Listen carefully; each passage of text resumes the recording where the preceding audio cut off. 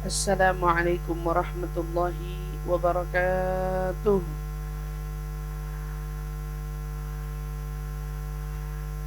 Alhamdulillahi rabbil alamin wa bihi nasta'inu ala umuri dunya waddin.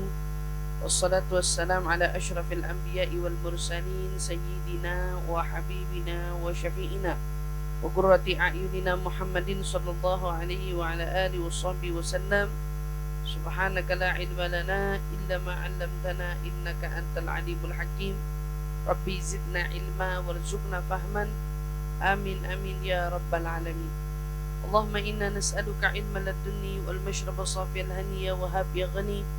Allahumma inna nas'aluka ilman ladunni wal mashraba safiyal haniya wa habiya ghani. Allahumma inna nas'aluka ilman ladunni wal mashraba safiyal haniya wa habiya ghani. Alhamdulillah, thumma alhamdulillah.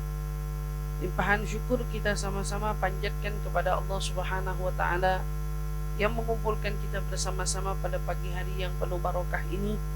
InsyaAllah semua yang hadir adalah orang-orang yang Allah gugurkan dosa-dosanya, Allah kabulkan doa-doanya, Allah subhanahu wa ta'ala terima semua hajat-hajatnya. Dan insyaAllah mudah-mudahan orang-orang yang dipilih oleh Allah mendapatkan ilmu yang bermanfaat di dunia dan akhiratnya. InsyaAllah amin amin ya rabbal alamin. Alhamdulillah, alhamdulillah. Nikmat Allah subhanahu wa ta'ala pilih kita untuk menjadi hamba-hambanya di muka bumi ini. Karena di antara banyaknya manusia, walaupun mereka hamba, tetapi banyak dari mereka tak menyadari kalau mereka hamba. Mereka tidak sadar sehingga mereka akhirnya bertuhan kepada selain Allah. Tetapi Allah subhanahu wa ta'ala memilih kita jadi hamba-hambanya yang alhamdulillah menyadari kalau kita adalah hamba. Dan bahkan bukan hanya kita sadar kalau kita hamba, tetapi kita adalah hamba-hamba yang bertuhan kepadanya, hamba yang mengabdi kepadanya, hamba yang berusaha setiap waktunya untuk memperbaiki dirinya. InsyaAllah dengan kita duduk nuntut ilmu, sama-sama perlahan-lahan kita belajar bagaimana menjadi hamba yang semestinya, bagaimana menjadi hamba yang dicintainya, bagaimana menjadi hamba yang diharapkannya. Dan itu adalah hal-hal yang penting. Yang namanya orang kalau hidup, kadang-kadang kita berkeluarga, kita punya anak. Kalau orang tua yang sayang sama anak kan punya harapan. Dia pengen anaknya berhasil, dia pengen anaknya sukses, dia pengen anaknya mencapai titik kesempurnaan dari apa yang mungkin bisa dia kejar dan dia capai. Kalaulah orang tua saja punya harapan ingin kemaslahatan bagi anak-anaknya, bagaimana kiranya Allah zat yang menciptakan kita, betapa dia juga menginginkan kemaslahatan kebaikan untuk kita. Allah lebih jauh menginginkan banyaknya kesuksesan pencapaian dari kita, sebagaimana orang tua yang mengharapkan anak-anaknya berhasil di dunia ini. Nabi SAW yang diutus oleh Allah Subhanahu wa ta'ala untuk kita semata-mata untuk apa? Memberikan kita arah. Jadi kita ini bukan tiba-tiba lahir di muka bumi terus disuruh cari jalan sendiri, enggak. Tapi sama Allah fasilitasnya dilengkapi, luar biasa. Diutus seorang nabi memberikan kepada kita jalan yang dapat menuntun kita agar jalan kita ini bisa sesuai dengan arah yang semestinya. Jadi nabi itu sendiri adalah bagian daripada rencana Allah untuk membimbing hamba-hambanya kepada jalan yang benar. Adanya mukjizat Quran yang Allah Subhanahu wa ta'ala pilih kepada nabi kita juga, itu adalah apa? Adalah salah satu buku panduan untuk memudahkan jalan hidup kita. Jadi sebetulnya kalau orang paham konsep ini, orang malu mengeluh sama Allah. Orang malu merasa bahwa dirinya itu tidak diperhatikan oleh Allah. Kenapa? Segitu Allah perhatiannya sama kita, sampai Allah SWT anugerahkan kepada kita seorang nabi yang cinta kasih sayangnya tidak seperti nabi-nabi lain kepada umatnya.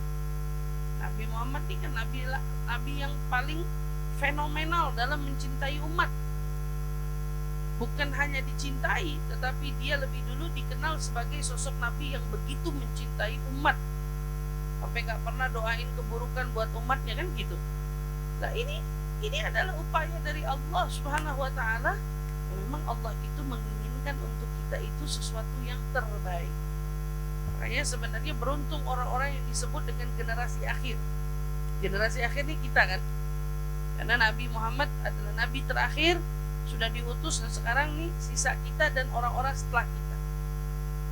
Orang-orang seperti kita dan orang-orang setelah kita nanti akan menghadapi kehidupan fasenya jauh lebih berat daripada kita hari ini. Fasenya lebih berat, fitnahnya lebih dahsyat, godaannya luar biasa. Itu siapa, Bu? Bisa anak kita, bisa cucu kita, bisa cicit kita nggak tahu. Kita nggak tahu. Tapi ingat satu hal, seperti hari ini kita hidup menghadapi tantangan dan rintangannya, Allah beri kepada kita kekuatannya, maka begitu juga di generasi-generasi setelah kita, walaupun tekanannya makin kuat, walaupun fitnahnya makin dahsyat, kekuatannya yang Allah berikan juga kuatnya lebih kuat daripada pertahanan kita. Jadi umat-umat besok, Ustazah gimana ngadepin akhir zaman? Ya kalau dia bisa pegangan kuat sama tiang yang terkuat ini, beres urusannya. Tapi kalau dia lepas, ya nggak sama kayak kita. Hari ini kenapa kita bisa kuat?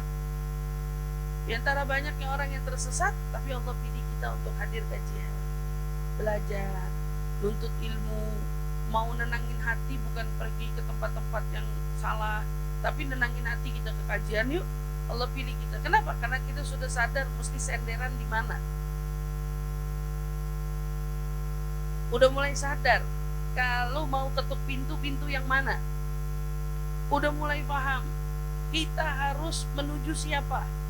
Kalau kita ingin arah hidup kita itu terarah, kita udah mulai paham. Yang masih terombang-ambing mereka hari ini yang nggak paham karena mereka salah senderan, karena mereka salah pegangan. Maka kalau besok terlihat ada generasi hancur, mereka pasti nggak senderan sama tiang kokohnya. Dan tiang kokoh kita itu adalah Nabi besar kita Muhammad Sallallahu Alaihi Wasallam. Nabi kita yang selalu bimbing kita, tuntun kita, ajarkan kita. Maka kalau kita bicara tema hari ini terkait tentang jagalah Allah, niscaya Allah akan menjagamu. Ini kan ajaran siapa? Nabi kita Muhammad Sallallahu Alaihi Wasallam yang mengajarkan kepada kita biar kita jalan itu arahnya tepat. Jadi besok jalannya itu nggak ngeraba-raba. Ini saya benar apa enggak? Saya begini udah benar atau belum?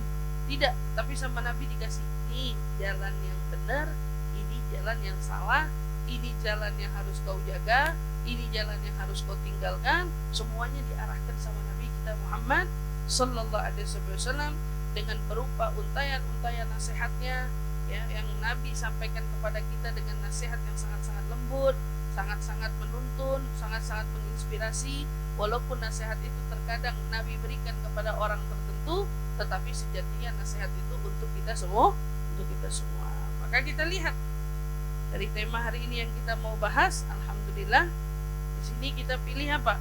Temanya jaga Allah, niscaya Allah akan menjagamu. Seperti itu. Jaga Allah, niscaya Allah akan menjagamu. Ini hadis bukan? Ini hadis. Jadi tema ini diambil dari sebuah hadis Nabi sallallahu alaihi wasallam. Yang mana hadisnya itu panjang. Dan hari ini kita mau kupas. Di satu hadis ini panjang, tapi satu hadis ini mau kita kupas. Biar kita benar-benar paham arti bagaimana menjaga Allah, bagaimana juga cara Allah menjaga kita. Nah, jadinya paham. Karena ada orang nanti mikir gini, kenapa harus jaga Allah? Allah kan gak perlu dijaga. Nah, memang betul. Memang kita tidak perlu menjaga Allah. Karena kita harus tahu alasan dibalik kenapa kita disebut sebagai orang yang perlu menjaga.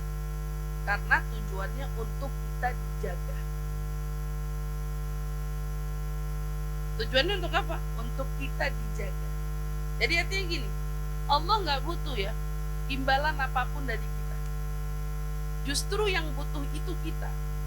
Tapi untuk mendapatkan akses bantuan Allah, Allah ingin lihat kegigihan dan kesungguhan kita. Jadi ibaratnya gini, Allah perlu nggak sedekah-sedekah kita? Sebetulnya yang butuh sama imbalan dari sedekah siapa? Kita. Allah ini maha kaya, toh rezeki aja yang bagi dia, kan gitu. Tapi kan kalau kita sedekah disebutnya dengan apa? Berinfak di jalan Allah. Bersedekah demi mengharap balasan pahala dari Allah, kan gitu. Allahnya perlu nggak sama yang kita kasih? Nggak perlu. Tapi untuk kamu dapat timbalan, Allah mau lihat kamu berani nggak sedekah. Jadi kalau bicara Allah itu perlu dijaga nggak? Lah orang semua dunia yang atur dia, semua urusan dia yang memutuskan, dia nggak perlu dijaga. Siapa kita mau jaga dia? Tapi justru akses untuk mendapatkan Allah menjaga kita, Allah mau lihat seperti apa kita menjaga dia. Dengan apa tuh yang disebut dengan menjaga Allah? Maka kita akan uraikan hadis ini sebagaimana diriwayatkan oleh Sayyidina Abdullah bin Umar radhiyallahu ta'ala anhu warḍah, Abdullah bin Abbas.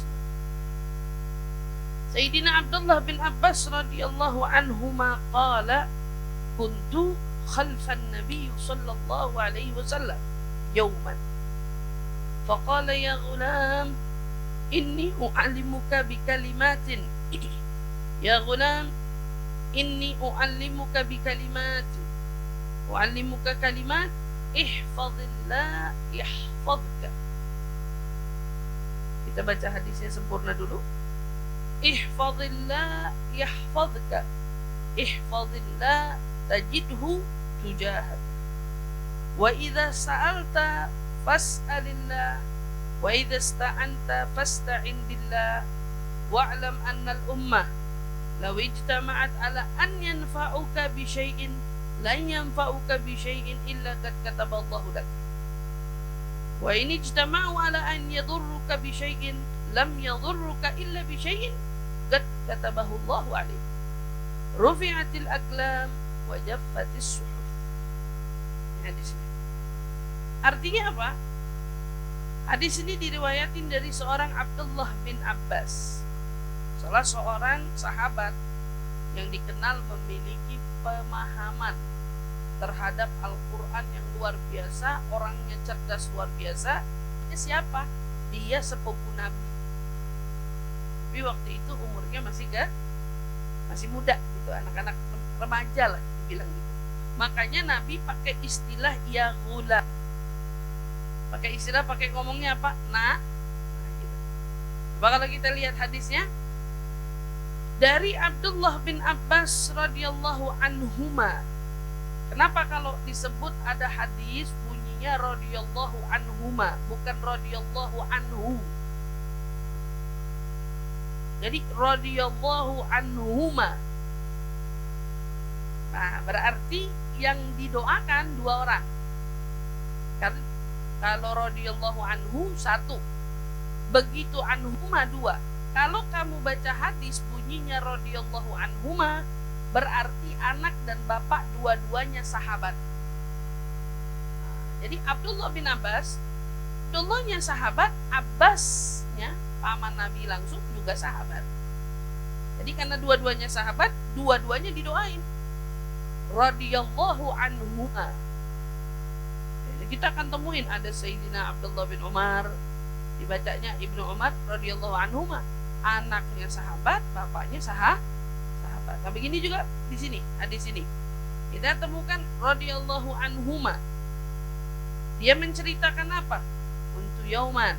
Suatu saat aku pernah satu waktu sama Nabi, suatu hari aku lagi di mana? Khalfan Nabi sallallahu alaihi wasallam. Saya lagi di belakang Nabi. Saya lagi jalan, tiba-tiba Nabi bersabda, "Nak, ya ghulam." Panggil. "Nak, sini. Saya ajarkan kamu beberapa untai kalimat." Karena Nabi langsung bilangnya, "Inni u'allimuka kalimatin." Saya mau ajarin kamu beberapa kalimat. Berarti ini satu petuah langsung dari Nabi. Dia tidak hanya sedang mengajarkan Abdullah bin Abbas, tapi ternyata nasihat ini juga bisa dipakai untuk kita semua. Enak ya kalau zamannya Nabi kan keren, bisa dapat nasihat langsung. Kayak seolah-olah ini nasihat cocok buat kamu. Langsung dikasih sama Nabi sesuai porsi yang dibutuhkan mereka. Nah, kalau zaman kita sekarang menjadi semua nasihat yang dulu dibagi sama Nabi untuk orang tertentu jadi rata, jadi kebutuhan kita semua. Jadi kebutuhan kita semua. Semua nasihat kayaknya hadis Nabi kita pengen belajar. Karena ternyata di balik untayan nasihat itu ada manfaat yang luar biasa. Apa yang Nabi mau sampaikan? Sini nak, saya ajarkan kepada kamu beberapa untai kalimat. Apa bunyi kalimatnya? Pertama, ihfazillah yahfazka. Nasihat pertama dari kalimat yang pertama, jagalah Allah, niscaya Allah atau Dia akan menjagamu. Pertama, jaga Allah, maka Dia akan menjagamu. Masya Allah. Para ulama menjelaskan tentang hadis ini. Apa sih maksud jagain Allah? Kalau bicara tentang maksud jagain Allah, yang dijaga itu adalah hak-haknya, hukum-hukumnya, perintah-perintahnya. Ya, dalam sebuah riwayat Nabi pernah berbicara juga dengan Sayyidina Mu'adz bin Jabal. Wahai Mu'adz, kamu tahu nggak hak-haknya Allah itu apa aja? Kata Sayyidina Mu'adz bilang, Allah dan Rasulnya lebih tahu. Saya nggak tahu hak Allah itu apa. Maka dijawab oleh Nabi, haknya Allah itu adalah kamu menyembah Dia dan tidak menyekutukannya. Berarti kalau bicara tentang kita menjaga haknya Allah, berarti jagain iman kita jangan sampai menyekutukannya. Pertama, berapa banyak orang hari ini yang ternyata mereka terjerumus dalam upaya perbuatan syirik. Syiriknya terselubung. Kadang-kadang hanya dengan jubah baju orang pintar. Atau orang datang ke orang syirik, jadi percayanya sama Allah apa percaya sama orang pintar? Coba. Atau upaya orang hari ini yang dengan ritual-ritual yang diharamkan untuk penglaris dagangan, untuk awet muda, apa tuh namanya, pakai susuk, gitu ya. Susuk tuh di mana? Dimasukin di mana nggak tahu dah. Ada juga pakai tusuk konde ya. Macam-macam pokoknya. Nah, itu kan upaya yang akhirnya jalan itu menuju kemana? Menjerumus kepada syirik.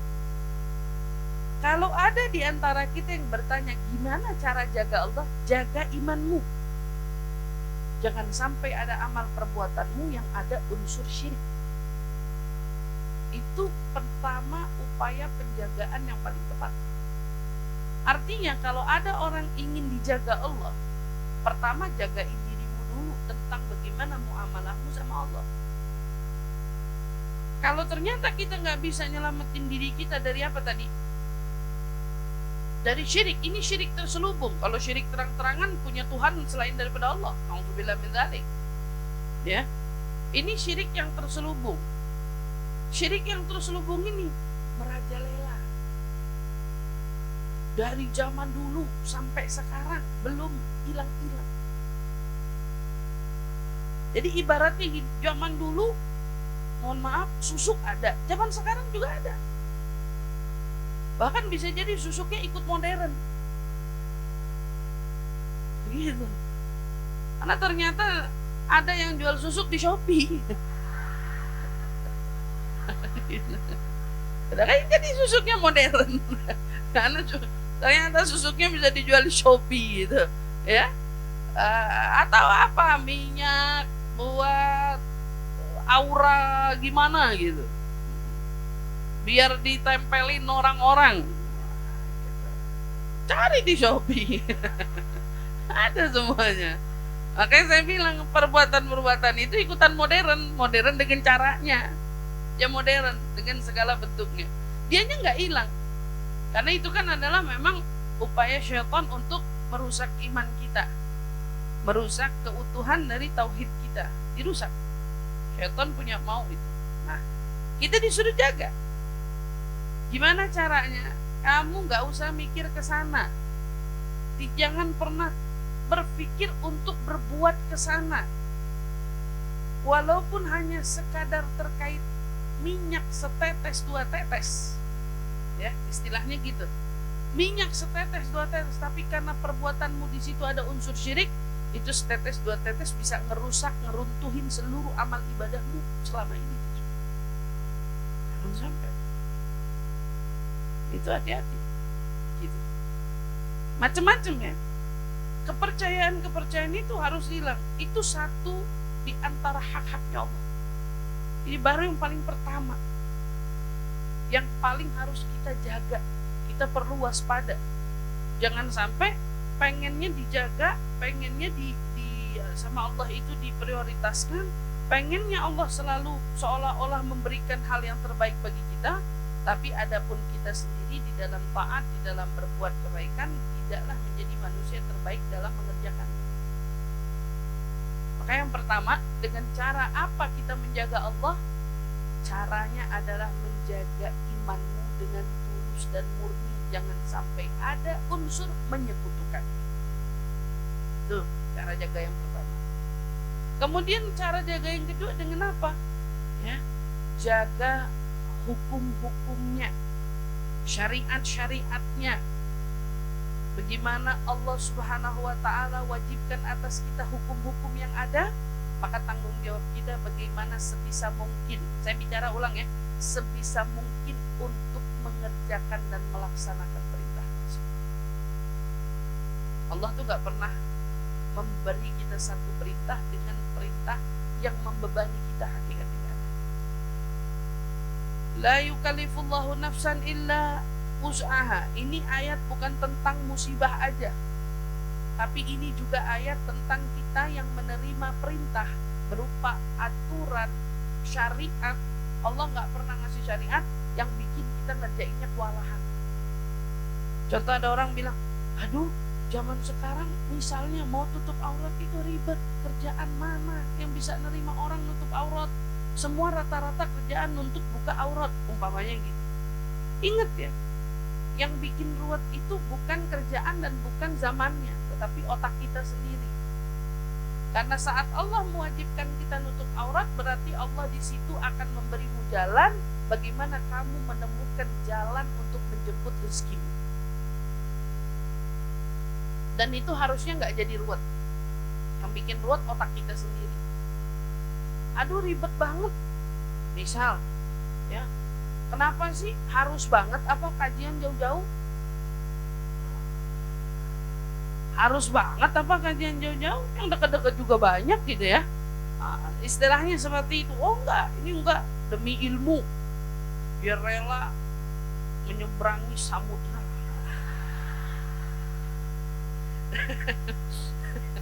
Ya, ini misal demi ilmu kan gitu. Berarti kan dia tahu kadar nilainya ilmu itu. Dia tahu nilainya. Ini mahal. Wah enggak, saya mau jaga. Karena kapan lagi? Kalau dapat panggilan artinya Allah menginginkan kebaikan. Maka dia jemput, dia jagain hak-hak. Jauh pun bagi dia nggak ruwet, bagi dia nggak ribet. Kenapa? Karena itu adalah sesuatu yang menurut dia Allah pasti beri kemudahannya di sana. Ada aja jangannya. Gitu ya. Orang misalnya, waduh, pengen ikut event bedah bukunya ustazah, pakai bayar lagi.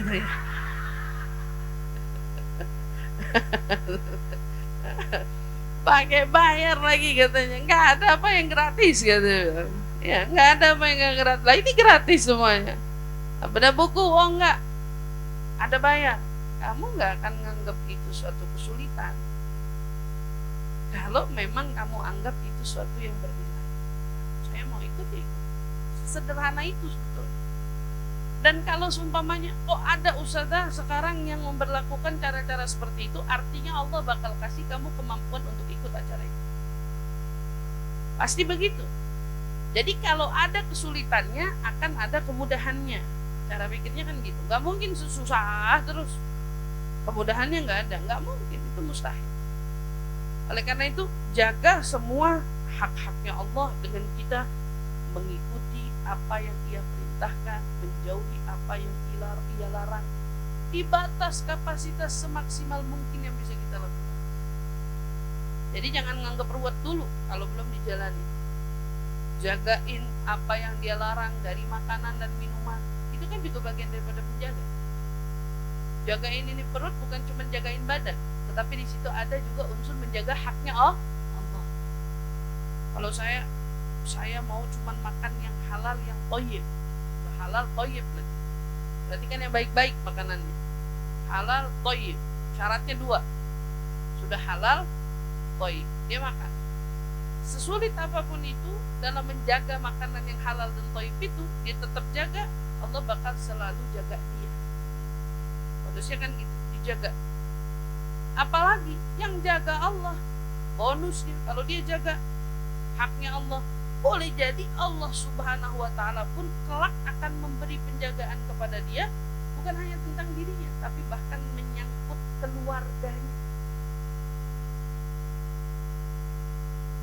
Jagain Allah, bisa jadi Allah jagain suaminya. Jagain Allah, bisa jadi Allah jagain anak-anaknya.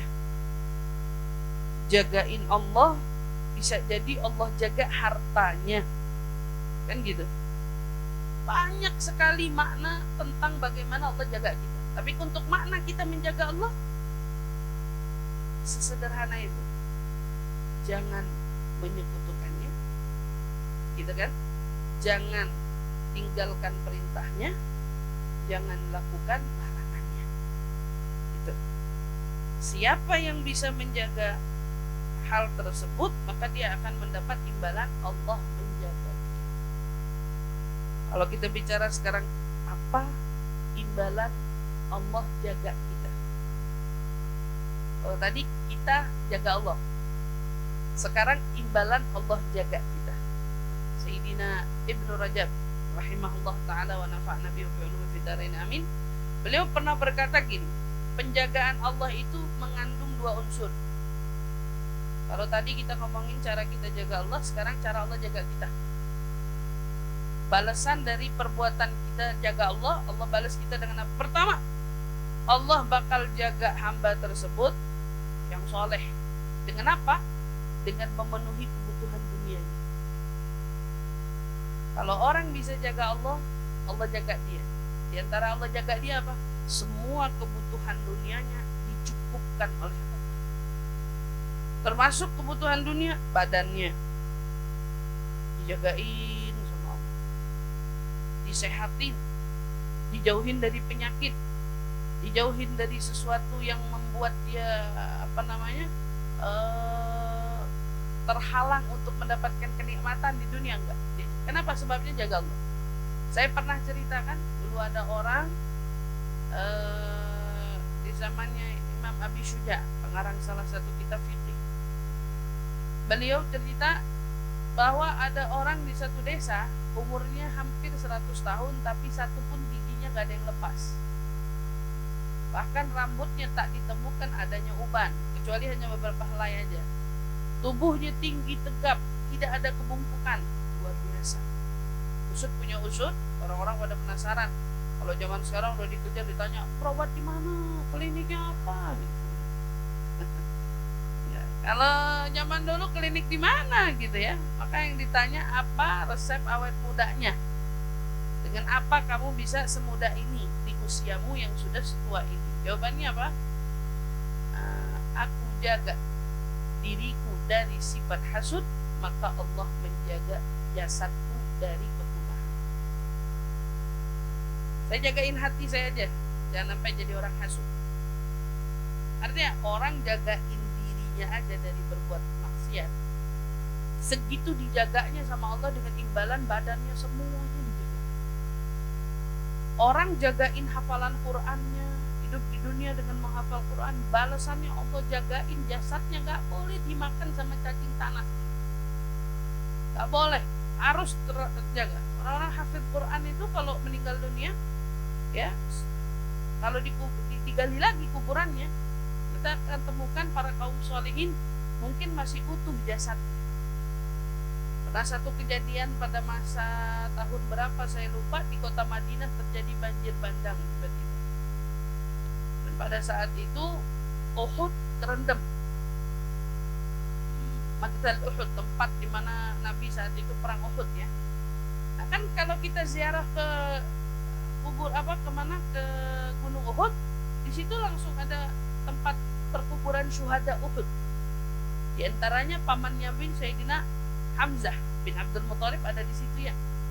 Nah, pada saat terjadi banjir bandang itu, namanya tanah Arab itu gak bisa lama-lama kena air. Memang sifatnya dia bukan untuk kena air, beda sama tanah kita. Tanah kita makin dikenain air, makin padat, makin bagus gitu ya. Tanah Arab gak gitu, karena negerinya tidak didesain untuk turun hujan. Gak ada musim hujan di Arab kan? Kalau ada musim hujan di Arab habis tanahnya gitu. Nah, kalau banjir repot, karena resapannya. Itu apa yang terjadi? Saat terjadi banjir itu, yang tiba-tiba seketika itu, maka orang-orang yang dikubur di pekuburan Uhud muncul ke permukaan. Jasadnya utuh semua. Kan pada masa itu sampai dibilang orang yang maksudnya yang ngerapiin perkuburan tersebut kembali, dia bilang apa? Maksudnya dia lihat Hamzah, dia lihat Sayyidina Hamzah bin Abdul Muthalib kayak baru meninggal barusan, darahnya masih seger. Kenapa dikenali Hamzah? Karena kan Sayyidina Hamzah dadanya terbelah. Sayyidina Hamzah itu kenapa dia kenalin Sayyidina Hamzah? Di sana nggak ada nama kuburan. Mana ada orang hafal nama, muka aja nggak kenal. Dari mana dia tahu itu jasadnya Hamzah? Karena terbelah dadanya. Maka dia tahu itu adalah jasad paman Nabi Sayyidina Hamzah. Itu pernah kejadian seperti itu. Allah jaga jasadnya karena dia jaga Allah. Jasadnya tanah aja cacing nggak boleh deket. Allah, ini orang yang jagain saya, jangan ganggu dia. Gak ada penyakit, gak ada apa, semuanya dijaga sama Allah. Kebutuhan dunianya dipenuhi, segala kebutuhan apa yang dia harap mungkin dia bisa dapetin. Ya Allah, apalagi keluarganya dipelihara, anak mobil khusus, anak, harta. Ada orang ngadu sama sama salah seorang ulama, ceritanya dia lagi berdagang, berbisnis, kemudian kontainernya dia di tengah lautan dapat berita katanya tenggelam. Salah satu kontainer dia jatuh ke dalam lautan. Berarti rugi dong. Siapa yang mau nyelamatin tuh kontainer? Gimana ngangkatnya? Kalau udah kecemplung ke laut, siapa yang mau nolong? Gak ada. Habis dong, hilang begitu. Ngadulah dia, saya rugi Habib. Ngadu sama seorang ulama, saya rugi Syekh, barang saya di jalan dapat musibah, ternyata masuk ke dalam dasar lautan. Rugi dia, kontainernya gak ada. Habibnya bilang apa? Jangan-jangan kemarin kamu gak jaga zakatmu, makanya kamu mendapatkan kerugian dalam usahamu. Jadi kadang-kadang orang rugi dalam usaha itu karena ada zakat yang gak dikeluarkan secara sempurna. Jadi orang itu kalau betul dia menjaga Allah, udah pasti Allah jaga dia. Dan cara penjagaan Allah seperti itu ya, dicukupkan dunianya, keluarganya dipelihara, dijaga, anak keturunannya dijaga. Jenis penjagaan Allah Subhanahu wa taala ini yang luar biasa, yang gak sama dengan cara Allah menjaga kita. Bahkan katanya dibilang satu orang soleh atau satu orang solehah, kalau dia mampu menjaga Allah dengan sebaik-baiknya, gitu ya, maka Allah akan jaga bukan cuma dia, keturunan dia ke bawah dijaga. Ada nggak dalilnya Ustaz? Kalau kita baca surat Kahfi, kita akan temukan ada bunyinya ayat wa kana abuhuma sholihah. Kisah tentang Nabi Khidir yang saat itu ya, membunuh seorang anak gitu. Anak itu kemudian waktu ditanya, kenapa kau bunuh? Ini anak gak berdosa, gak punya salah, gak segala macam gitu ya. Wa kana abuhuma sholihah. bapak, ibu bapaknya dulu orang lain. Jadi Allah mau jagain dia, gak ketemu sama zaman-zaman rusak, dia ambil duluan anaknya. Padahal itu sudah generasi keturunan berapa? Tapi sama Allah masih dijaga. Jadi kalau ibu hari ini jalannya benar, ibu jalannya benar, anak ibu dijaga. Cucu ibu bakal dijaga. Seketurunan-keturunan kita bakal dijaga. Tapi kuncinya apa? Jaga Allah. Kalau anak keturunan kesekian aja masih dijaga, lagi mana suami yang hidup di sebelah kita, yang masih ada di samping kita, apa nggak lebih dijaga sama Allah? Ya, tentu akan lebih dijaga. Takut suami mendua, takut suami diambil orang, takut suami ngelirik mata orang. Kita nggak bisa bahkan jadi apa? Jadi yang nutupin mata dia. Bisa nggak ibu? Punya suami bilang, bang, lihat saya aja bang. Dia punya mata, bisa muter kemananya dia mau gitu. Ya bang, kalau lihat saya aja. Hah? Begitu sampai dibela-belain, pasang wallpaper handphone muka kamu. Saking jadi setiap kali dia buka HP, muka kamu lagi dilihat. Apalagi, waduh gak tanggung-tanggung, suami masuk mobil tempelin muka ibu langsung. Jadi di mana-mana ada kamu, kelihatan semua muka dia lagi. Aduh, bawa dompet, tahu masih zaman apa kagak dompet? Taruh lagi fotonya, di mana-mana muka ibu. Apa masih bisa ngejamin matanya nggak ngeliat kemana-mana? Gak bisa, karena matanya bukan dalam kendalimu, matanya dalam kendali yang menciptakannya. Kan gitu. Kalau mata aja ibu udah gak jaga, gimana jagain hati yang gak kelihatan? Dia bisa jatuh cinta sama siapa aja ibu kagak tahu. Ayo, dia bisa jatuh cinta sama siapa aja ibu gak tahu. Lah orang itu ketutup di hati kok. Dia masih cinta apa enggak sama ibu? Bisa aja kan dia bilang masih cinta, padahal udah kagak ada. Karena kan itu terselubung, gak kelihatan. Tapi kalau kita yakin sama janjinya Allah, yakin sama janjinya Allah, yang jaga Allah jaga, keluarga, anak semua dijaga, termasuk dia, keluarga kita kan gitu. Itu suami kita.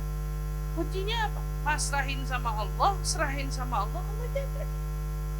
Allah jaga hatinya. Kalau Allah yang jaga hatinya, berarti dia tidak akan berpaling sesuai kecuali dengan apa yang Allah izinkan. Dan kita yang mengaitkan diri kita dengan Allah, yang menautkan hati kita kepada Allah, Allah Subhanahu wa ta'ala yang mampu menjaga hati siapapun untuk tertaut hanya pada kita.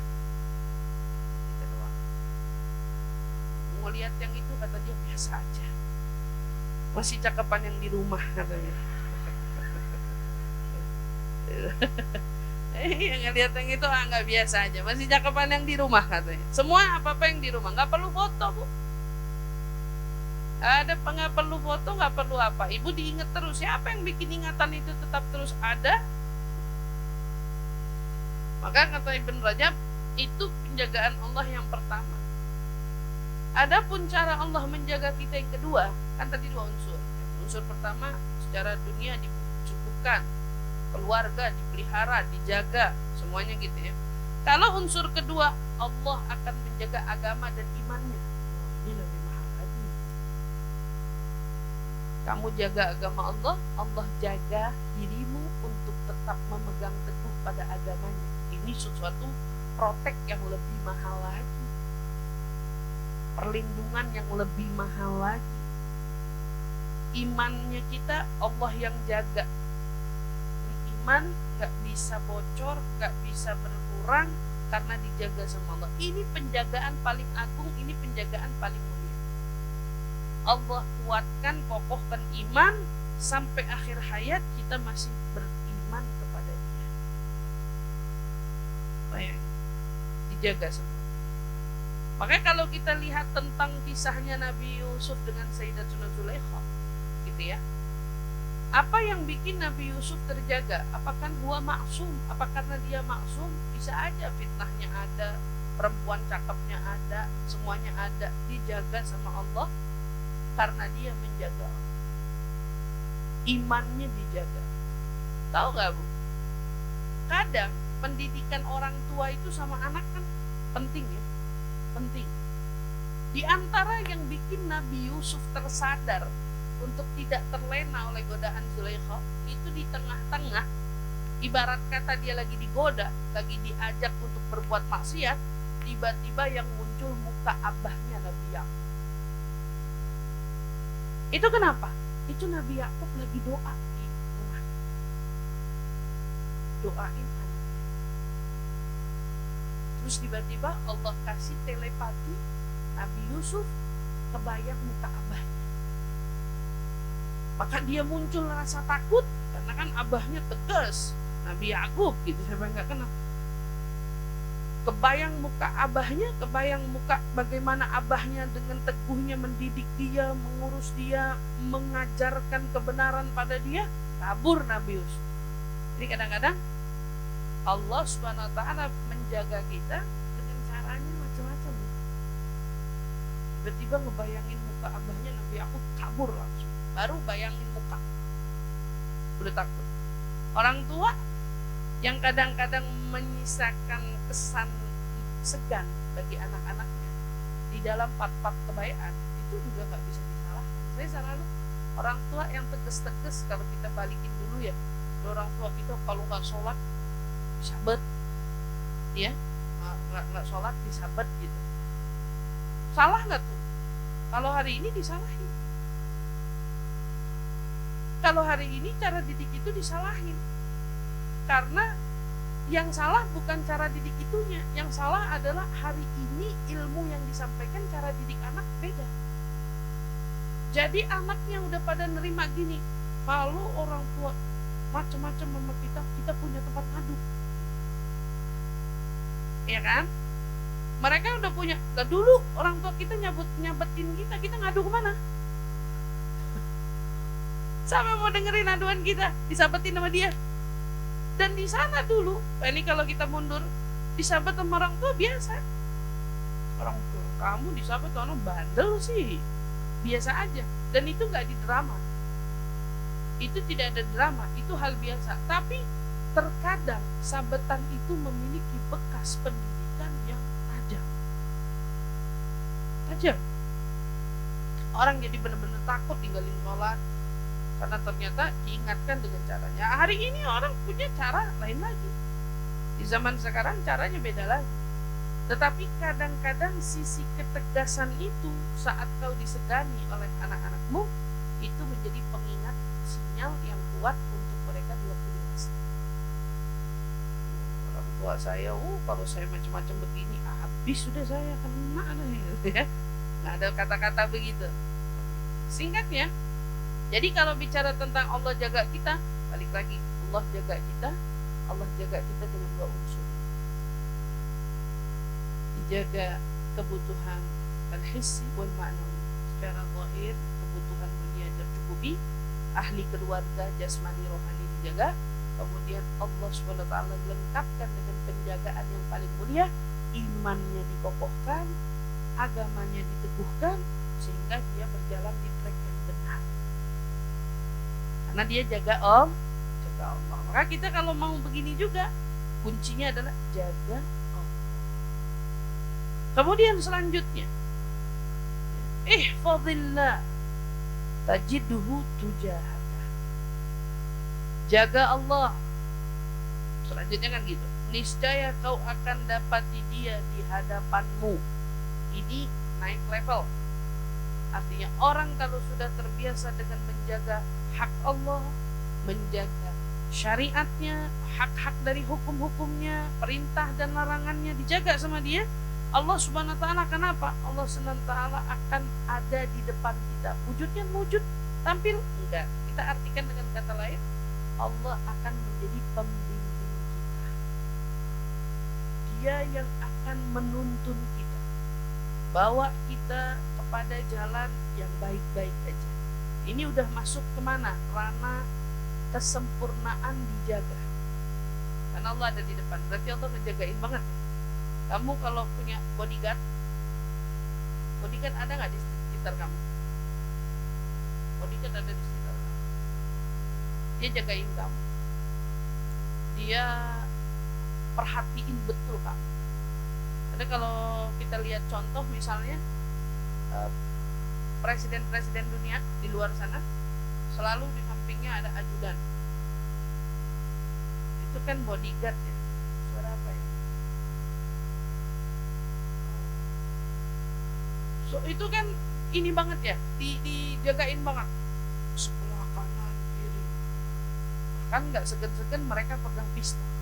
Aja macam-macam sedikit aja mereka udah bisa jadi penghadap. Apa yang bikin mereka sekali berkelas dunia presidennya jalannya percaya diri? Karena mereka ngerasa dijagain. Mobilnya aja anti peluru. Kalau dipikir-pikir kok segitu takutnya ya? Ada apa gerangan? Kenapa takut diserang? Kalau kamu baik, kalau kamu benar, logikanya gitu. Kamu benar kenapa takut diserang? Oh kalian bukan jaga-jaga aja. Satu, dua, belum lagi yang jaga di sana, jaga di sana. Semua jagain. Dia percaya diri, pidatonya percaya diri, ngomongnya percaya diri, ya istilahnya gitu. Karena ngerasa ada yang jaga kita. Saat kamu jaga Allah, Allah bilang kamu gak akan saya utus malaikat yang jagain kamu. Allah sendiri yang turun tangan jagain kamu. Tajidhu tujahat, kau akan temukan dia di depan. Apa yang kamu mau takutin? Maka kalau kamu nemuin ada orang soleh jalan naik mobilnya seruntulan, nyampe, gak kecelakaan, gak apa, ada Allah kata dia. Ngomong seringan itu, tapi maknanya sedalam itu. Bahkan kadang-kadang ketiduran, nyampe tajidhu tujahat, nyampe bawah Allah. Allah yang jagain dia. Padahal, ini masuk ke bab tawakal Ustazah. Beda lagi, ini udah level bukan tawakal. Jaga Allah, kau akan dapati Allah di depan, menjagamu, melindungimu, mengawasimu. Nggak pakai diwakilkan yang lain, dia sendiri yang turun tangan untuk menjagamu. Allah, kalau kayak gini apa yang kamu mau ilmui? Kuncinya ada bagaimana kita menjaga Allah. Allah selalu beri kita dengan balasan terbaik. Kamu atau kita kasih sedikit, Allah balas kita dengan yang banyak. Kita jaga haknya, syariatnya, hukumnya, tapi yang Allah berikan kepada kita melebihi dari ekspektasi kita semua. Siapa yang datang kepada Allah berjalan, kata itu harus saya datangnya berlari, selalu dia lebih. Selalu dia lebih. Datengin saya sejengkal, saya datengin dia sehasta. Yang dalam nyamper saya sehasta, saya samper dia sedepak. Terus dia lebih cepat. Dan kalau sudah dapat itu, hadis qudsiynya bunyinya apa? Kuntu sama'ahul ladzi yasma'u. Maka saya akan jadi pendengaran untuk mendengar. Gimana Allah jadi pendengar? Allah jadi kuping kita gimana? Coba kalau baca hadis qudsi itu kamu gak pernah bingung gitu. Kaif kuntu sam'ahul ladzi yasma'u bih. Saya jadi telinga dia, kata Allah. Artinya apa? Allah jagain telinga kamu. Yang boleh kamu dengar cuma yang baik-baik aja. Jadi kalau ternyata di samping kamu ada orang hibah, kamu udah gak repot. Sama Allah kamu dibikin tuli. Gak kedengeran hibahnya. Mana hibah? Gak kedengeran. Bukankah ada seorang ulama yang bernama Hatim Al-Asam? Ada ulama namanya Hatim Al-Asam. Dia dapat julukan Al-Hatim. Hatim itu namanya, Al-Asam itu julukannya. Apa julukannya? Tuli. Hatim Al-Asam, yang ulama yang tuli itu. Tuli dia, dikenalnya sampai wafat dikenal tuli. Apakah dia tuli beneran? Tapi dia jaga Allah. Apa yang dia jaga? Dia jaga waktu ada seorang wanita datang ingin bertanya hukum padanya, gak sengaja perempuan tersebut buang angin, kedengeran, malu dong. Ibu bisa bayangin gak mau nyamperin saya, pas nyamperin saya gitu misalnya. Ini kan misal, malunya kayak apa gitu kan? Ngebayangin kita malunya kayak apa? Malu banget perempuan itu. Dan Imam Hatim menyadari perempuan itu malunya bukan main. Maka Imam Hatim belagak sibuk. Kemudian dia nanya, "Oh, nanya apa? Ya imra'ah." Suaranya tinggi. Perempuan ini masih tertegun malu, gak tahu mau ngomong apa. Toto Imam Hatim teriak lagi, "Apa? Saya gak dengar. Irfa sautak, tinggiin suaramu biar aku dengar pertanyaanmu." Maka saat itu perempuannya mulai reda rasa malunya, nganggep apa? Oh, alhamdulillah. Berarti Imam Hatim agak budek katanya. Imam Hatim gak denger saya buang angin tadi. Seneng banget perempuan itu kan, ditutup aibnya, dijagain marwahnya, malunya. Maka Imam Hatim masih tetap berlagak jadi orang tuli selama perempuan itu masih hidup. Selama perempuan itu masih hidup di desa itu, Imam Hatim pura-pura jadi orang tuli. Ini orang yang jagain Allah, belagak tuli untuk sesuatu hal baik. Tapi balasannya hari ini Imam Hatim tahun berapa hidup? Tapi kita masih punya kisah tentang Imam Hatim. Allah jaga dia. Bonus dari dia jaga Allah, jaga hati orang, jaga perasaan manusia. Maka Allah ada di depan, dijagain sama Allah. Namanya Imam Hatim dijagain sebagaimana Allah jaga nama para awliya shalihin, Allah jaga namanya para ulama, Allah jaga nama-nama tokoh-tokoh Islam lainnya. Untuk apa? Sampai ke telinga kita tentang kisah-kisahnya yang luar biasa. Kalau Allah udah mau jaga, bisa aja. Apa juga bisa. Gak ada yang jaga. Jagain cuman rumah kita, apalagi. Jagain apa? Jagain semua kalau Allah mau, bisa. Bisa.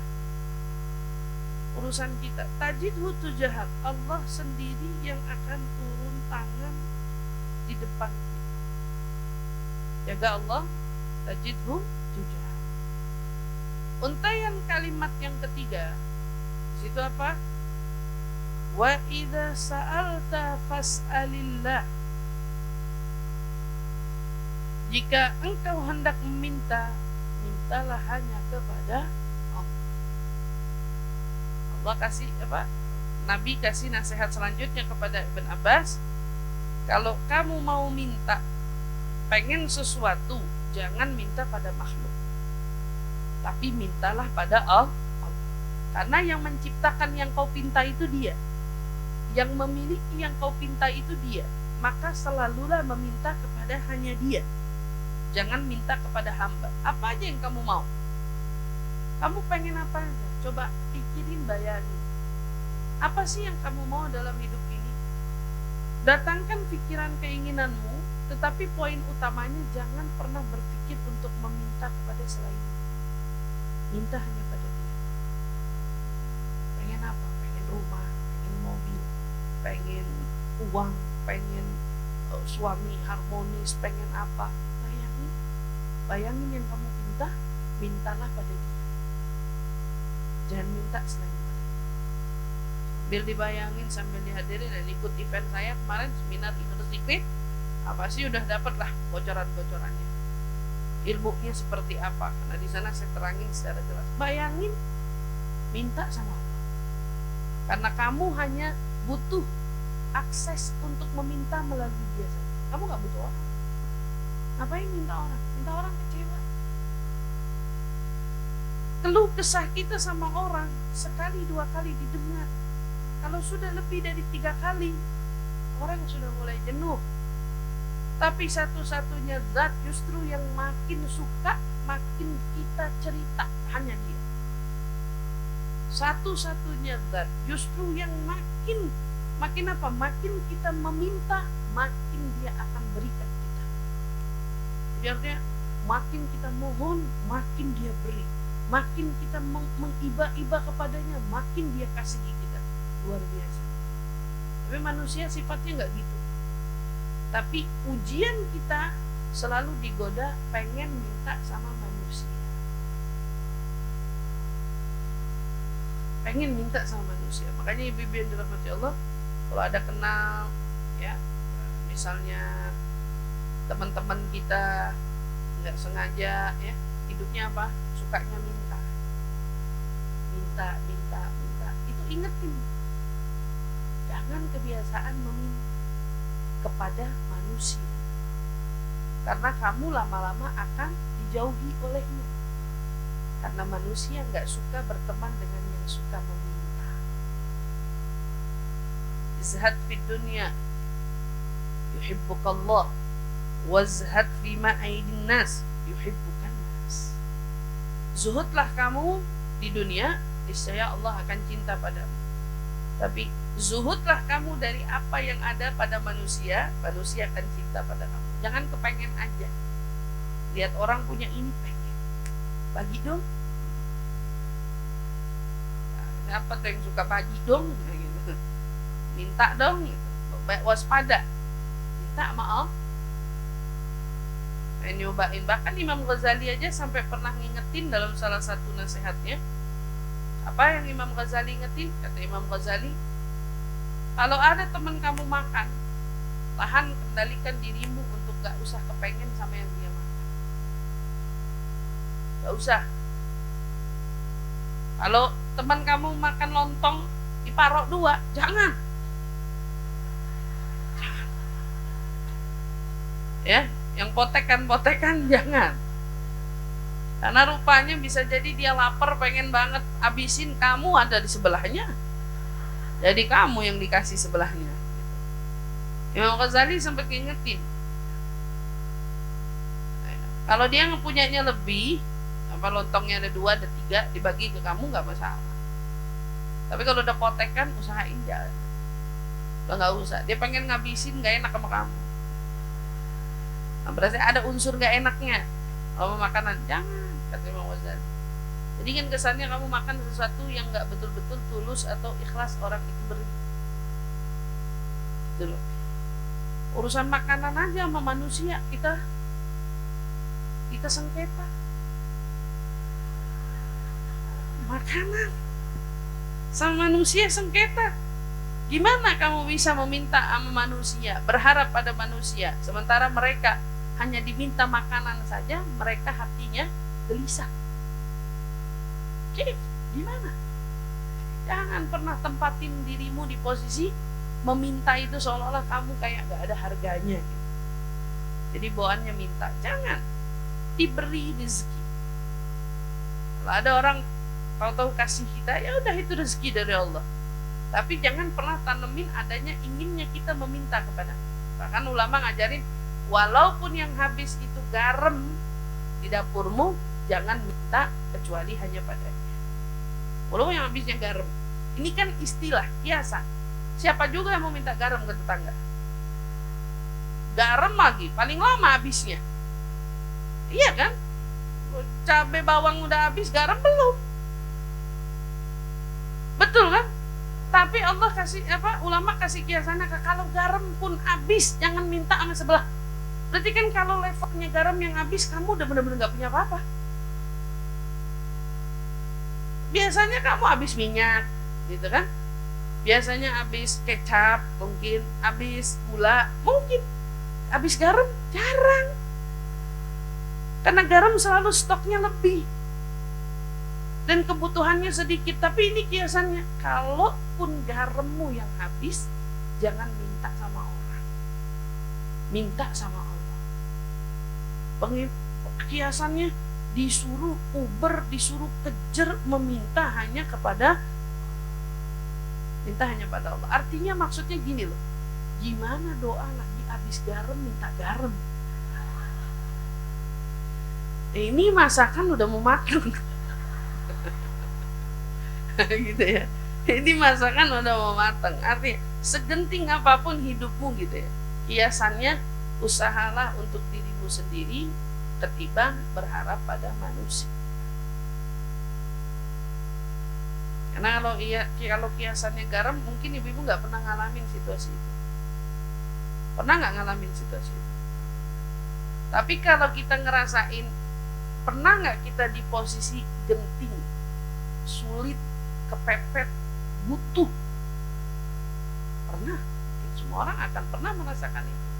Saya lagi kepepet banget, butuh banget apa? Yang dimaksud dengan jangan meminta, jangan pernah menaruh harap.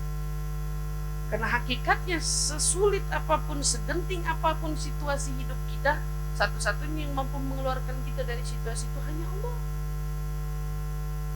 Hanya Allah. Saya pernah ngingetin, coba ingat-ingat peristiwa Nabi Yunus tertelan ikan paus. Saya kalau jadi Nabi Yunus momennya saat itu, mungkin akan mikirnya apa?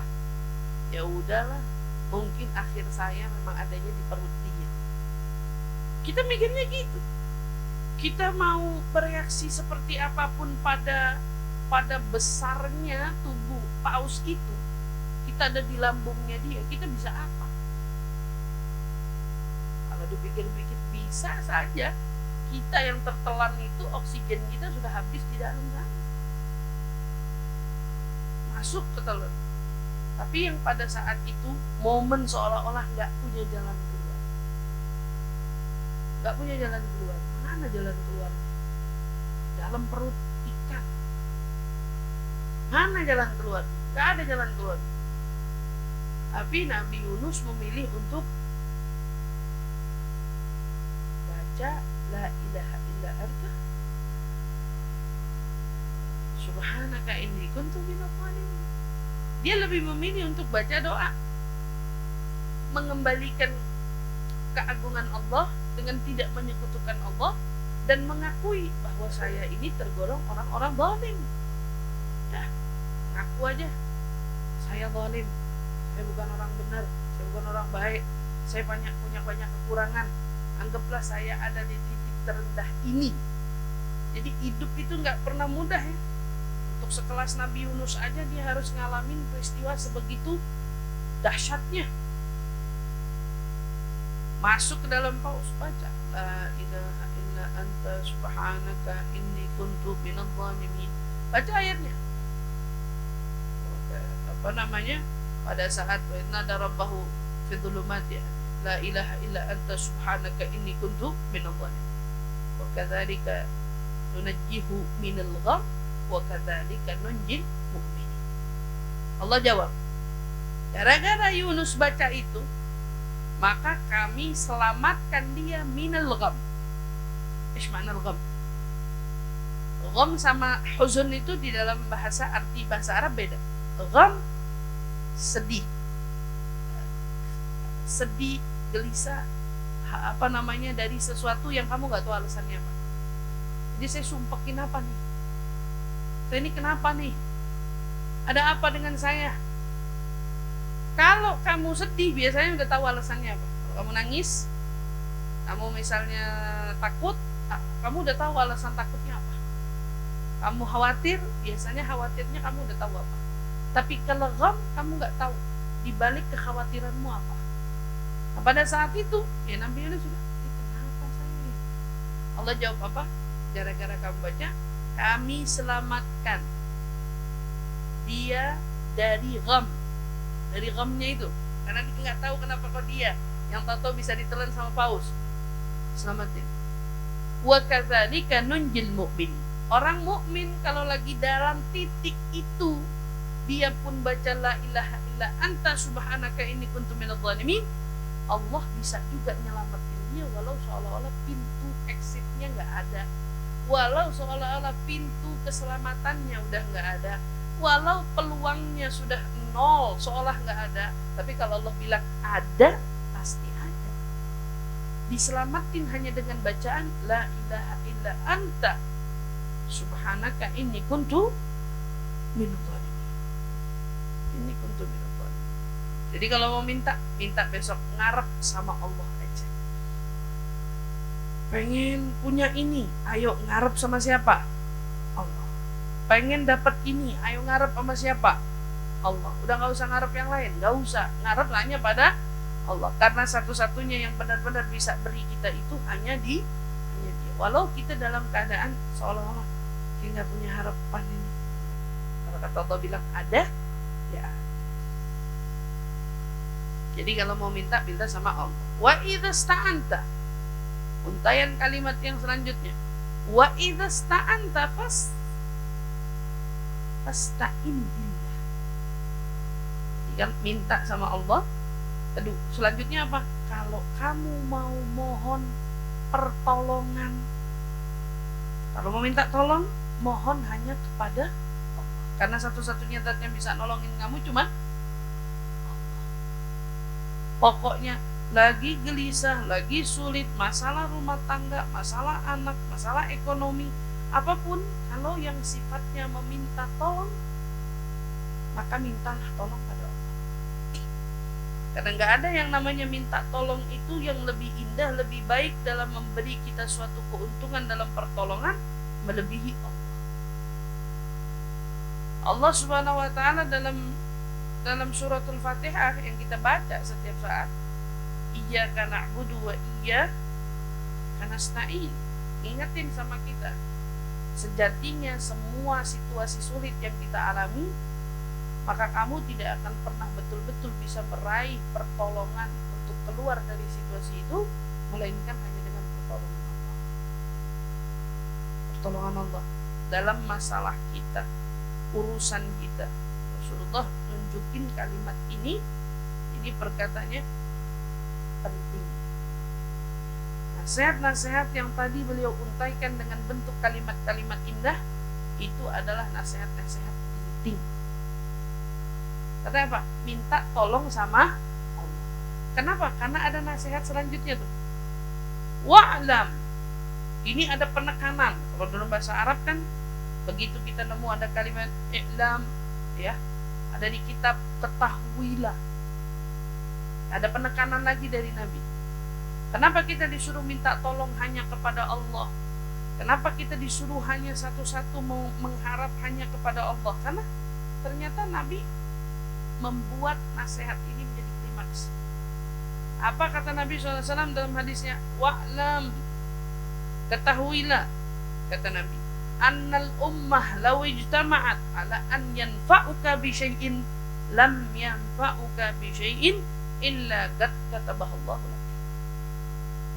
Ketahuilah, kata Nabi SAW, seandainya seluruh umat ini bersatu, law ijtama'atil ummah, law annal ummah ijtama'at, semua umat ini jadi satu, kumpul, mau ngapain katanya?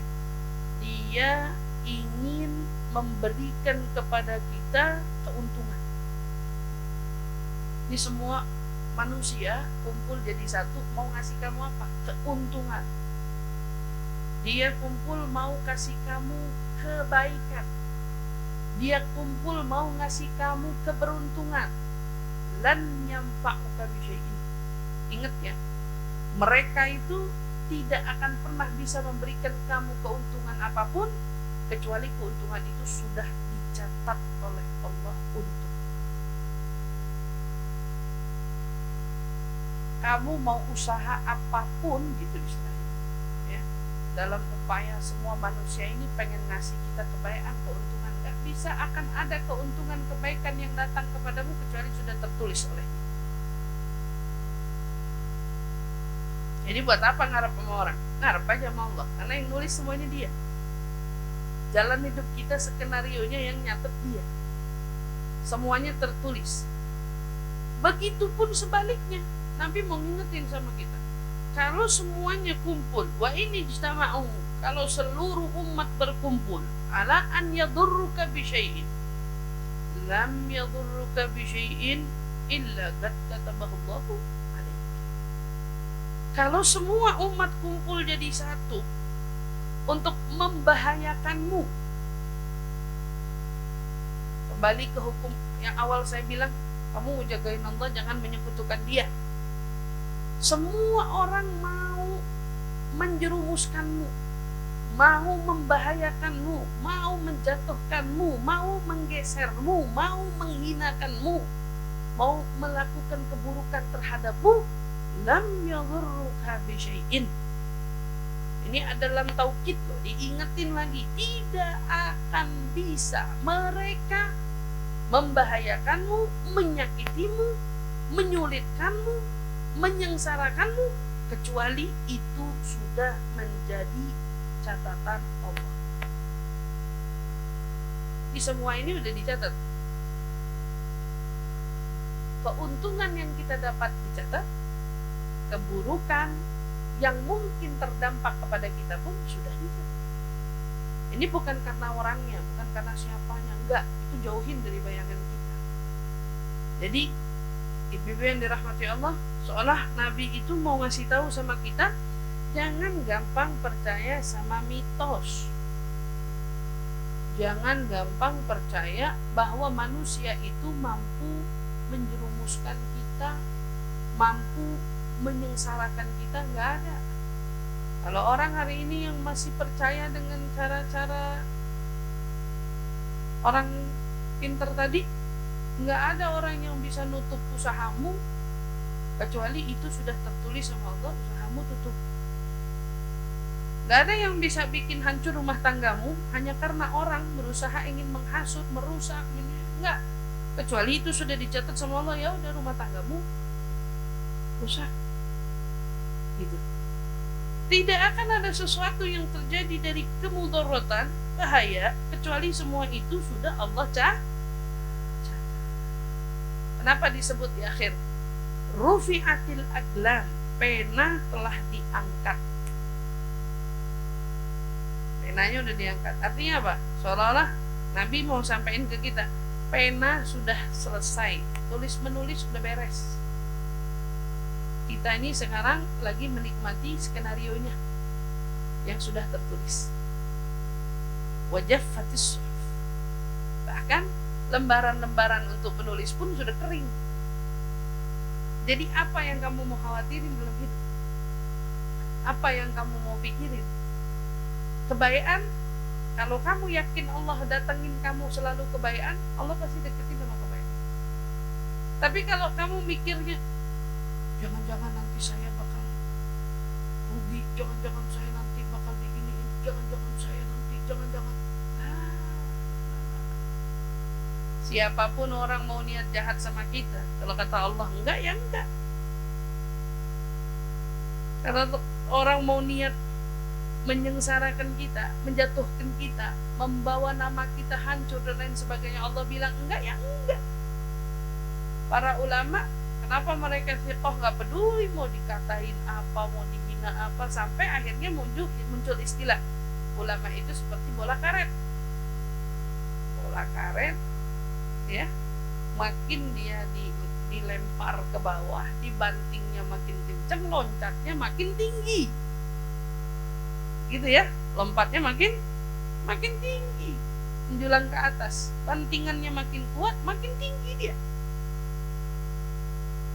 Siapapun orang berusaha hari ini mau merugikan kita, menghinakan kita, nggak akan kita menjadi hina, rugi, kecuali itu sudah menjadi catatannya Allah.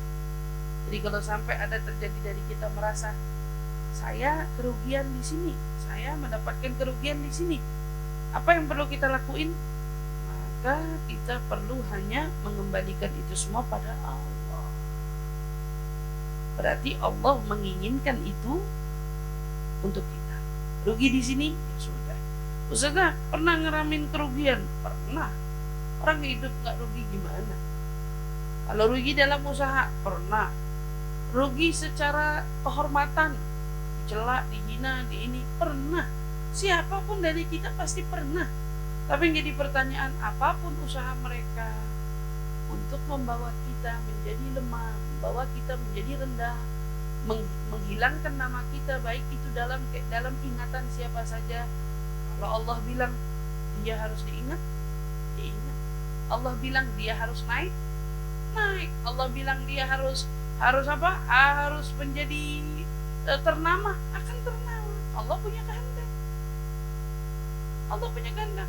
Rugi, iya. Kalau rugi jadi miskin, catatan. Tapi ada orang rugi tetapi kemudian bangkit lagi. Iya kan? Catatan. Coba ada orang majelis. Saya cerita kisah nyata. Tahun berapa saya ketemu dia? Kurang lebih 15 tahun yang lalu. Anggaplah 15-16 tahun yang lalu. Saya ketemu dia. Punya material. Kaya raya. Saya datang ke rumahnya beberapa kali isi tausiah. Singkat cerita, suaminya salah jalan,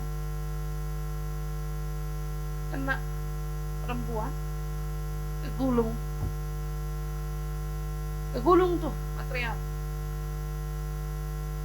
sampai betul-betul gak punya apa-apa.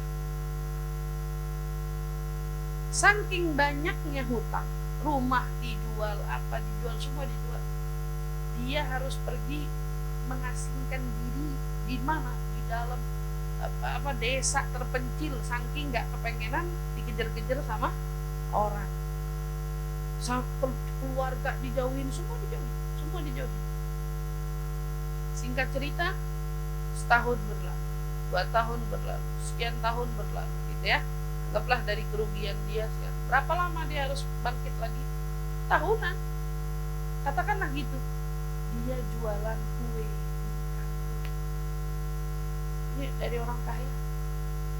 Jualan kue keliling. Bawa apa itu kita bilang? Tampa, apa? Keliling. Kue, gorengan, apa? Karena gigih. Artinya maksudnya bukan bengong aja di rumah. Dia jualan kue. Laku nih, jualan kue basahnya, kue keringnya, kue basah lah dijual. Laku. Makin banyak orang yang beli, yang apa. Wah, ternyata sudah ini terhandle, ngerembet nih dia.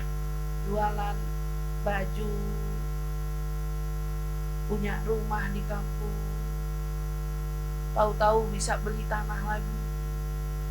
Pelan-pelan bikin kios-kios kecil. Jualan-jualan tuh baju-baju anak apa segala macam. Sampai akhirnya ada mungkin beberapa tahun yang lalu kita dapat kabar lagi. Fulan, alhamdulillah dia suka datang kajian, cuman adanya di belakang. Ada yang nyampein ke saya, Fulan, oh ya, Masya Allah, datang iya, titip salam, bla bla bla, iya. Di mana sekarang? Tinggal jauh di desa. Terus, sekarang lagi maju lagi. Alhamdulillah punya pabrik tahu. Allah kalau udah mau ngangkat, walaupun sebelumnya harus jatuh dulu, gak ada yang mustahil. Kalau itu udah menjadi catatannya. Yang penting itu kan bagi manusia itu jalani. Karena kamu itu mau milih setak pun, kamu tetap berjalan, waktu ini terus jalan. Daripada kamu frustasi, menekan hidupmu sendiri, apa nggak lebih baik jalanin dengan penuh apa? Syukur, nikmat. Kalau coba kita balik kisah itu, orang ini meratap aja, nangis aja hidupnya. Bisa nggak dia berdiri lagi sekarang? Nggak bisa. Sama hari ini, siapapun di antara kita yang sedang mungkin menghadapi satu ketentuannya, di antara ketetapannya yang mungkin kita merasa ini merugikan kita. Kita berada di pihak yang dirugikan. Kenapa? Apa kita nggak mau kembali belajar untuk berdiri lagi? Apa kita nggak mau kembali lagi untuk bangkit lagi? Apa kita hanya akan memilih menangis dan meratapi nasib demi nasib? Apa seperti itu hidup kita? Nggak demikian kan? Nabi Yusuf harus ngalamin dibuang. Nabi Muhammad harus ngalamin segala bentuk hinaan, cacian, pengasingan. Para anbiya Allah, Nabi Musa harus lewatin Laut Merah untuk nyelamatin diri dari kejaran Fir'aun. Bayangin, emang ngelewatin lautan gampang.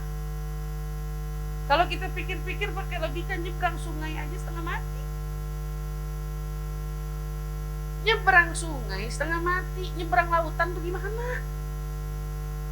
Kalau kita nggak bayangin cuma keren, lautan terbelah gitu. Coba bayangin situasinya. Lautan itu dibelah, dia harus lewatin lautan di tengah-tengah dalam kekhawatiran pengikutnya di belakang. Bisa aja dong ngebayangin, nih air jatuh, nih air jatuh. Tapi demi jalani. Mereka rela menghadapi kesulitan demi kesulitan demi kemudian menuai catatan indah di hari kemudian. Dan begitu juga hidup kita. Artinya kalau di sini kita belajar yang namanya satu ketetapan baik buruknya berarti telah ditentukan. Sekarang kita hanya belajar untuk menerima, belajar untuk rela, belajar untuk ridho, yakin sepenuhnya bahwa apa yang dia tentukan adalah yang terbaik untuk kita para hamba-hambanya. Maka insya Allah kita bisa belajar menjaga Allah agar kita dijaga oleh Allah Subhanahu wa taala, ya. Dan kita semua berharap penjagaan Allah bukan hanya penjagaan untuk diri, bukan hanya penjagaan untuk keluarga, bukan hanya penjagaan untuk ahli keluarga dan anak-anak kita ataupun harta, tetapi yang lebih kita harap juga adalah penjagaan yang paling mulia, penjagaan yang paling agung. Allah tetapkan iman kita semua sehingga saat datangnya ajal menjemput wafatkan kita dalam husnul khatimah. Allah istiqomahkan kita, Allah bimbing kita, Allah tuntun kita. Itu pun menjadi bagian daripada penjagaan yang mudah-mudahan Allah selalu jaga kita. Ya, kenikmatan yang kita rasa, ya Allah, alhamdulillah hari ini bisa merasakan nikmatnya bermajelis, nikmatnya mencintai ilmu, nikmatnya mencintai majelis, mencintai guru. Jangan cabut nikmat ini ya Allah. Jaga nikmat ini ya Allah. Sampai akhir hayat tetapkan nikmat ini ya Allah. Ya, agar selalu menyertai kita semua insyaallah. Amin amin ya rabbal alamin. Mudah-mudahan semua apa yang kita pelajari hari ini dari mengupas sedikit dari apa yang diuraikan tentang nasihat Nabi kita Muhammad SAW, insyaallah bermanfaat tentunya untuk saya pribadi dan juga tentunya untuk ibu-ibu semua yang hadir. Sekadar mengingatkan, ingat malam nanti adalah malam baik, malam mulia, malam agung. Begitu juga hari esok dari hari Arafah, perbanyaklah membaca tahlil, ya. Kalau bisa la ilaha illallah wahdahu la syarikalah, lahul mulku wa lahul hamdu yuhyi wa yumit wa huwa hayyul la yamut bi yadihil khair wa ala kulli syai'in qadir. Atau yang biasa ibu tahulah bacanya, apapun itu baca. Oh, kayaknya kepanjangan la ilaha illallah wahdahu la syarikalah. Kalau gitu baca la ilaha illallahnya. La ilaha illallah, la ilaha illallah, baca yang banyak. Tapi kalau mau dianjurin sama ulama, start dari 100, paling banyak 1000. Insya Allah nyampe tuh kalau diniatin ya. Dari 100 saya maksimalnya yang bisa berapa. Begitu juga diiringi dengan suratul ikhlas. Kalau yakin pasti dapat. Ya besok sibukin diri kita dengan amal, sibukin diri kita dengan munajat, sibukin diri kita dengan doa. Insya Allah doa-doa itu tidak membawa kita terhalang dari kemuliaan yang Allah berikan kepada orang-orang yang wukuf di Arafah. Ya, insya Allah mudah-mudahan ya kita yang belum bisa berangkat, mudah-mudahan insya Allah tetap mendapatkan pahalanya orang-orang yang ibadah, orang-orang yang wukuf di Arafah. Insya Allah amin ya rabbal alamin. Sebagaimana Allah gugurkan dosa-dosa mereka, Allah pun gugurkan dosa-dosa kita sesuai dengan niat dan hajat kita, sesuai dengan harapan dan keyakinan kita. InsyaAllah amin ya rabbal alamin.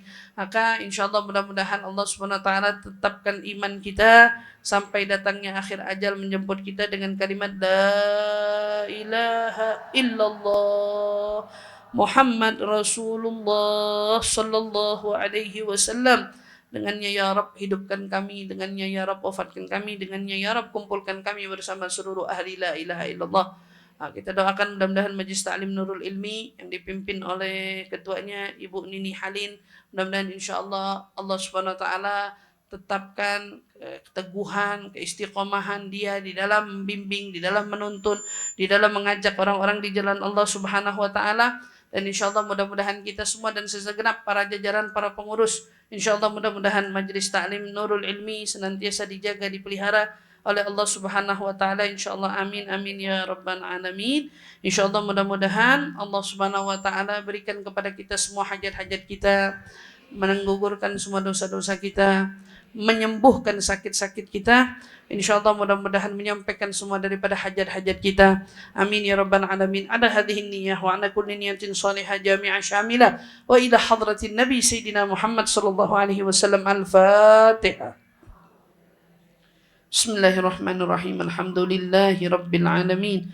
Ar-Rahmanir Rahim. Maliki yaumiddin. Iyyaka na'budu wa iyyaka nasta'in. Ihdinas siratal mustaqim. Siratal ladzina an'amta 'alaihim ghairil maghdubi 'alaihim waladdallin. Amin amin amin ya rabbal alamin.